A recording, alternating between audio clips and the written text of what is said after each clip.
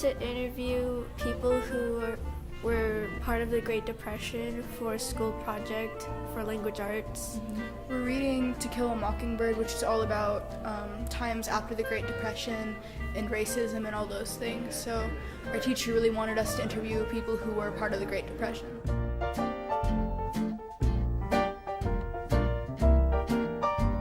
To tell you the truth, I enjoy telling younger people about what wages were and so forth in those days, and they say, 50 cents an hour? What would you work for a place like that? It meant a lot to me to even just go back and even talk to the girls, and the fact that they're interested at all, that makes it interesting to me.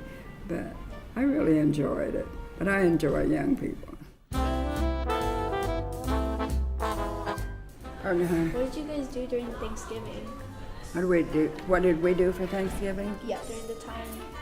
Well, at our home, we pretty much celebrated like we do now. We had a large family, and when we got together, my mother and father both had lots of brothers and sisters, so we always had a big family get together.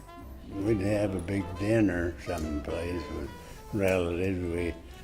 People had a tendency to live pretty close, make their farms pretty close to each other, so there are a lot of relatives and a lot of people we knew within just a few miles all the time. And they start with the oldest, and they use the same water down to the end. So the older one takes the bath, and then the next one, but they all five use that tub. I said, that's even hard for me to believe, but I can ask around, and I find it was not uncommon, and I'm sure he had a tub. We had a modern bathroom, but you had one wash tub. And then I'll tell you a little bit about the laundry. They used to have to, have you ever seen a washboard? Okay, they used to have to fill with water that they carried from the well and put them in the wash tub and then wash on this washboard and hang them out. And that was not much fun. Did you go to church very often? We had church there first every other Sunday, and then actually I was a Lutheran, and my dad was, and we'd go to church on Sunday to the Lutheran church and to the Methodist church on Sunday night usually, and all this was a horse and buggy, with me sitting on the floor at their feet.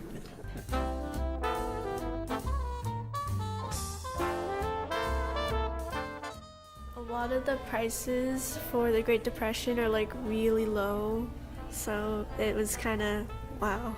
It was just kind of cool to see the contrast between the North and the South, because the book is kind of based on the South, and it was a little more kind of like harsh. Meanwhile, the woman we interviewed, she was from Oklahoma, and she didn't face as much racism or anything like that. I feel like the houses were kind of interesting because it's way different than what we had. They said that they would clean everything with like cedar oil, and everything they talked about was kind of like vintage. I mean, it was kind of a shock to me, I don't know. In our span of life, we have seen so many changes that it is nice to share them. It's really thoughtful of them for them to like give up their time and giving it to us, and it's just, we're really grateful for that. Right now, I'm thankful that I could get to interview them. They were really wise, and I'm thankful that they like remembered all this stuff. There are plenty of people who like lived through it but couldn't remember a lot of it, and I'm thankful that I just feel like they're extremely wise, and I'm thankful they gave up their time to talk to us and everything.